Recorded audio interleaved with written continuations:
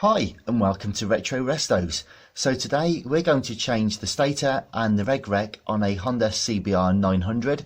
This particular one is a CBR929 in fact from 2001, and very unusually for a Honda, this particular one did break down recently. It's my personal bike and it did leave me stranded with absolutely no charge in my battery. So having run a few diagnostics, it's time to change the stator, and I'm going to do the reg rec whilst I'm here and also give her an oil and filter change. So stay tuned. So why replace the components of a battery charging system? Well, it sounds fairly obvious, I guess, but in my instance the battery was completely dead, and all of the residual power that was in the battery was used to run the daylight running lights, indicators, brake lights, all those sorts of things. So when I went to ride away again in the afternoon, the bike just wouldn't start. What's basically happens is the stator effectively takes the movement of the engine, converts it into an electrical charge, which is then regulated by the reg rec to put a safe, sensible direct current charge into the battery to charge it up. If any of those elements fail, of course, the battery doesn't charge, or worse, it actually gets cooked. Now I have run the diagnostic checks, which I'll briefly run through in a moment, but suffice to say it's the stator that's failed. But whilst it's going to be a part, I'm going to change the reg rec, which are known to fail quite frequently on these also, and I'm going to change the oil and filter, because once we crack the engine casing open to replace the stator, we're going to lose a bit of oil anyway and going to need to top it up, and this particular one is due an oil change, so let's crack on and get the work started. So the stator and rotor sort of generator assembly lives on the left hand side of the engine here. You probably know that as the engine turns, the crank movement basically generates electrical voltage here, but it's far too high really, and too irregular to use to charge the battery, so it's converted at this end via the reg rec regulator rectifier, which creates a stable DC voltage to the battery to charge it up and keep things moving along nicely.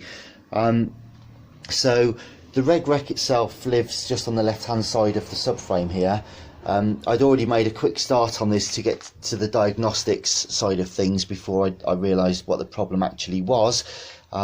So to remove the rear cowl, which is now over there, isn't too difficult a job. A few sort of perimeter bolts really, nothing too strenuous, and of course the wiring loom there so that we can detach it with the brake light still attached in the cowling. So that's fairly straightforward. Also, I'm not sure if you have to or not, but I find it much easier to take the seat off to allow clearance for that. To get to the stator, that's a series of bolts around the perimeter of the casing around here.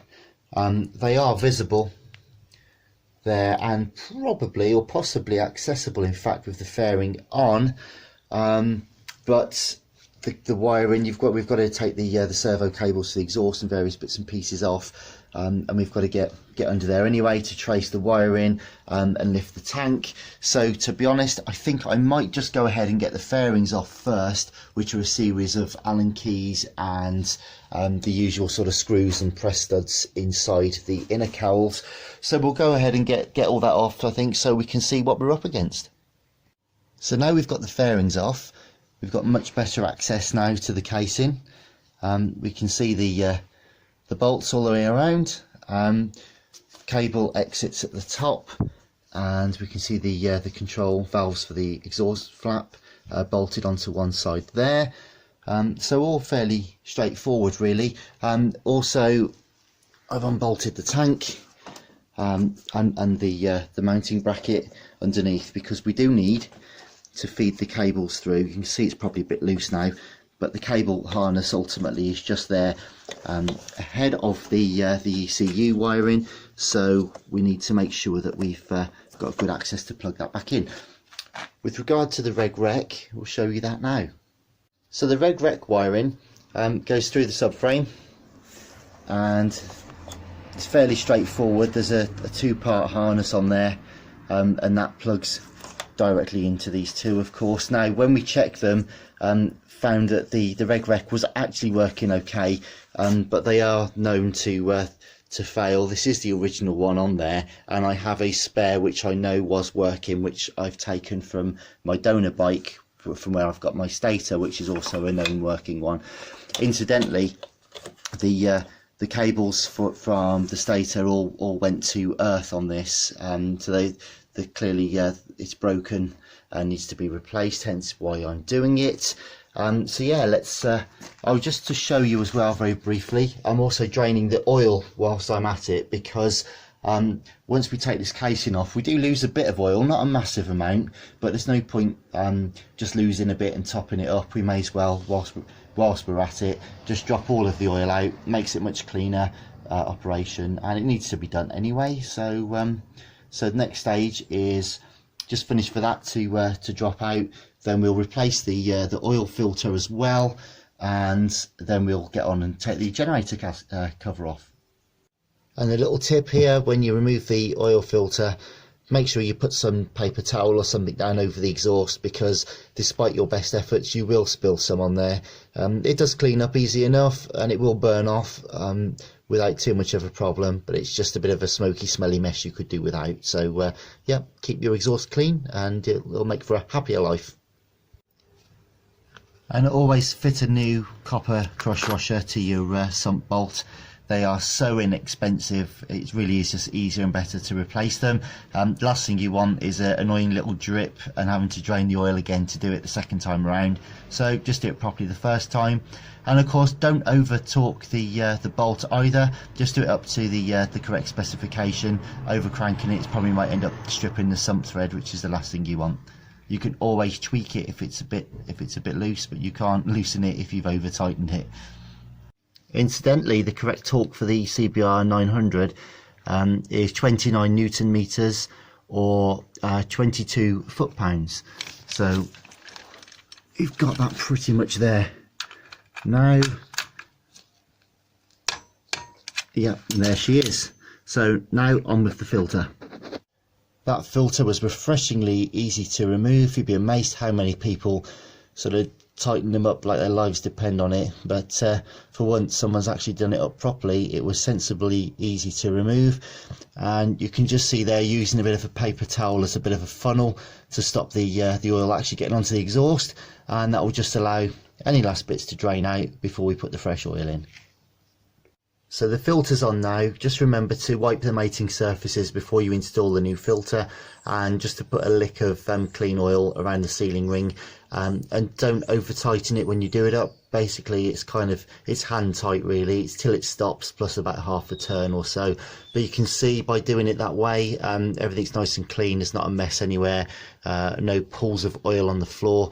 Now I would normally put the oil in at this stage, of course, but the whole point of draining it now was because we're going to lose some from the Stator cover on the other side when we take that off. If you are looking to replace the oil, it's in this CBR929, I think it's 3.5 litres, which is 3.7 US quarts for an oil change. If you're doing the filter as well, it's an extra 200 mils, so that'll be 3.7 litres or 3.9 US quarts. So to remove the Stator cover, there are 9 M6 bolts, I think they are, 8mm head, if you're using the socket to get them off.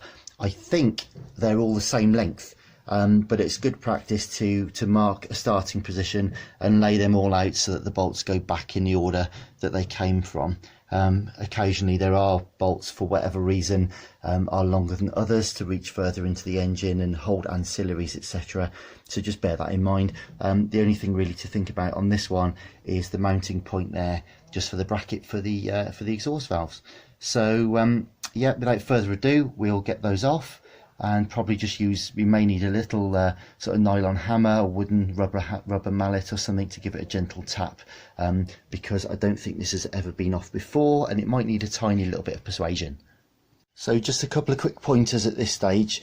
It is handy to actually remove, or at least detach the cable This routes, as you can appreciate, behind the frame, under the seat, under the tank, just alongside the air filter housing, to its connection sort of inside there.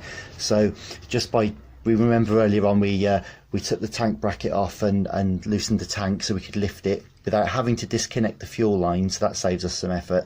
We just carefully sort of trace the wiring back through so that it's all ready to go once the time comes. The last thing you want to do is try and have the stator hanging off and then trying to sort of thread the cable through afterwards.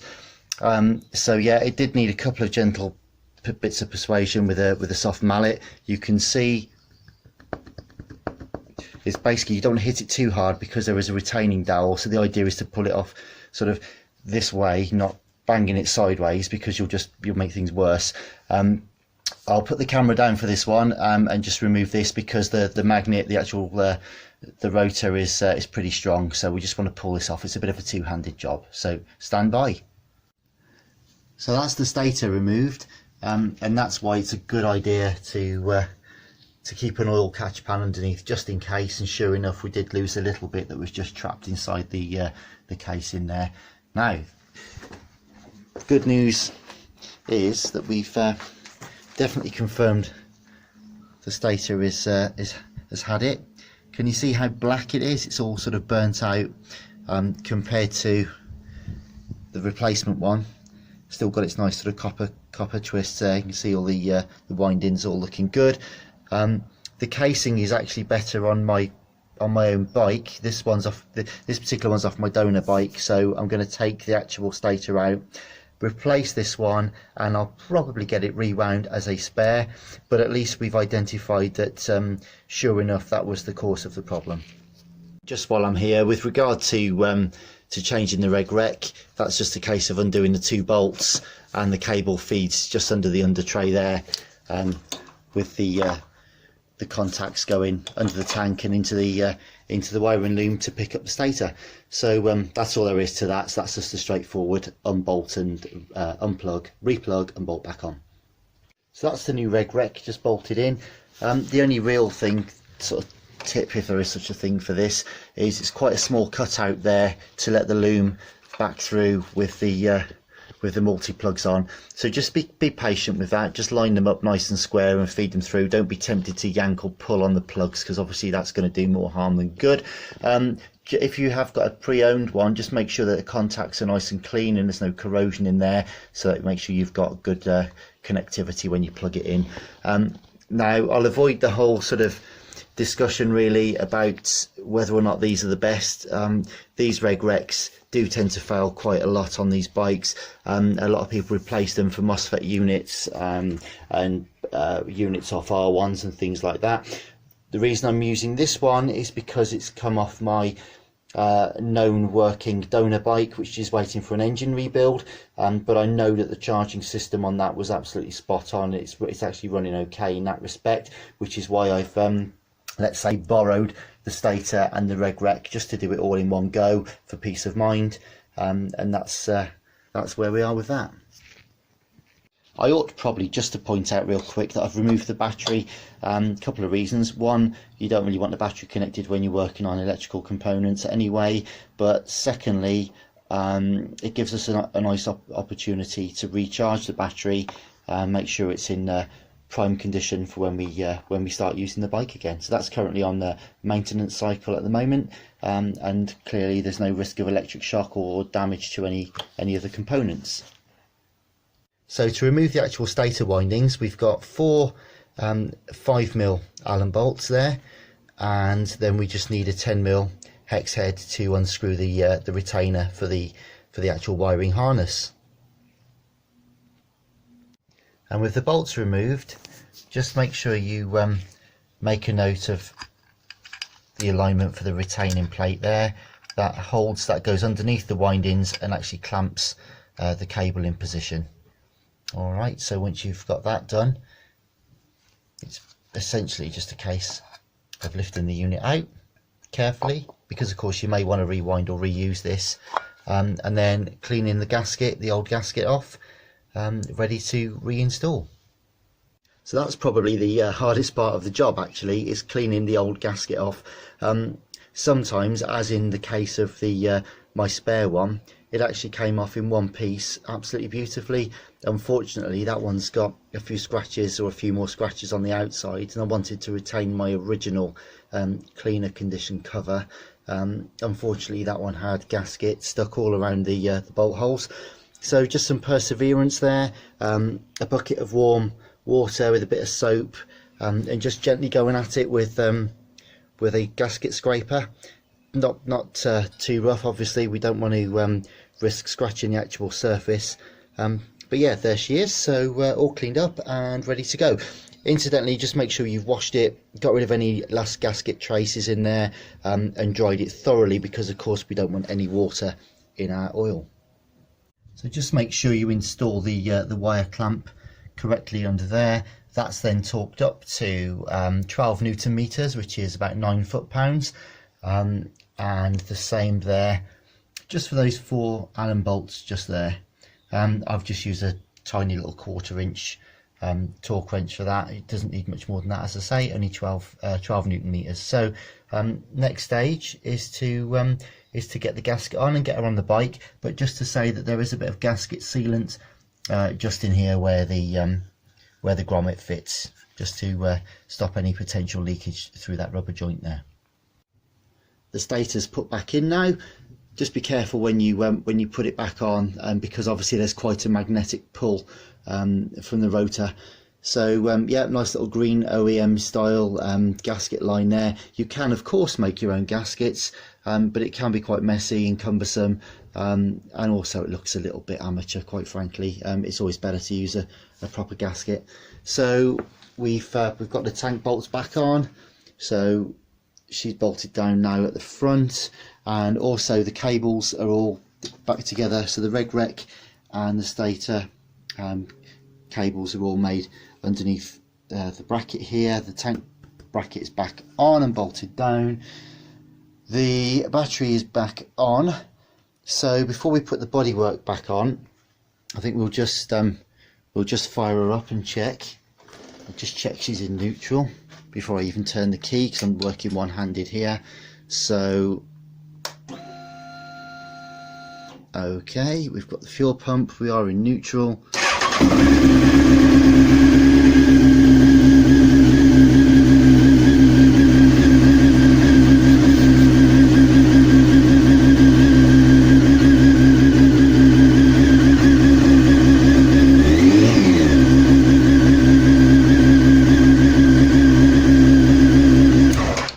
Good. Well, before when I sort of limped home, I didn't have any speedo at all. Sorry, no rev counter and no speed display. The LCD had gone off, so that's all working properly again now. We're hopefully generating power.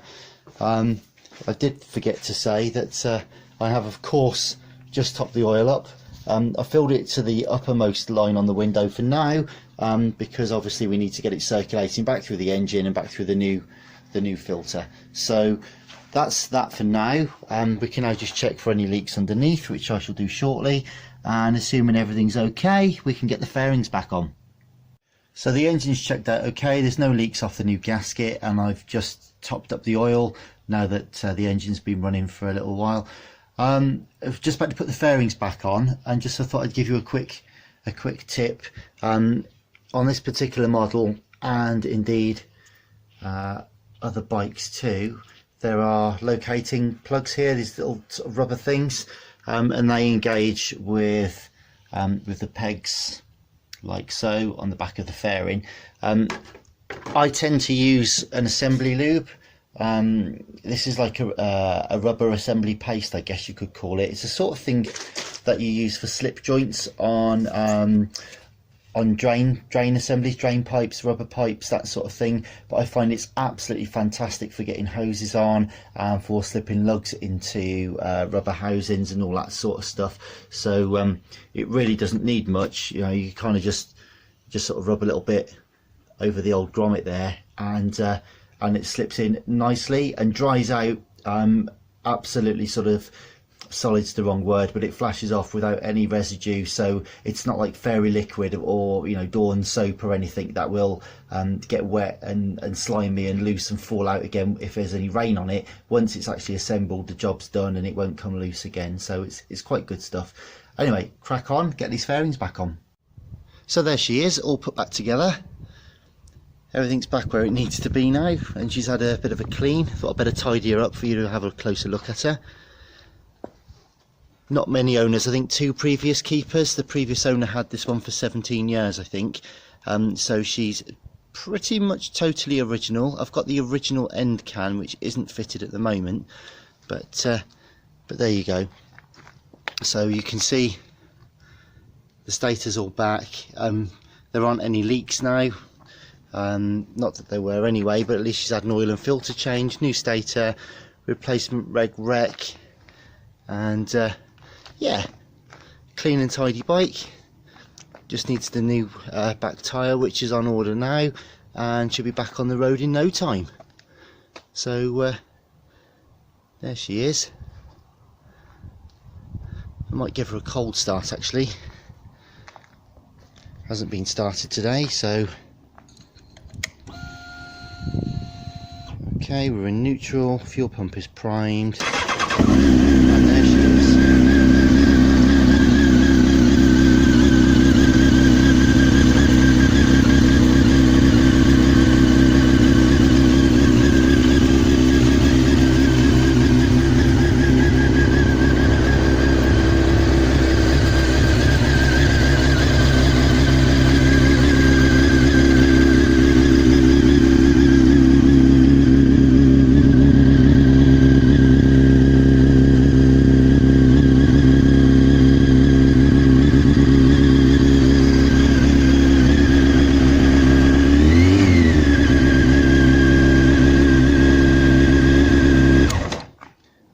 Super smooth, and yeah, great to have the repairs done so I can start using her again. Fantastic. Thanks very much for watching. If you would like to see any more videos on this bike, or indeed we've got the CB1100R coming up real soon, and various other projects, then please like and subscribe, and you'll be the first to know. Thanks again. This is Retro Restos.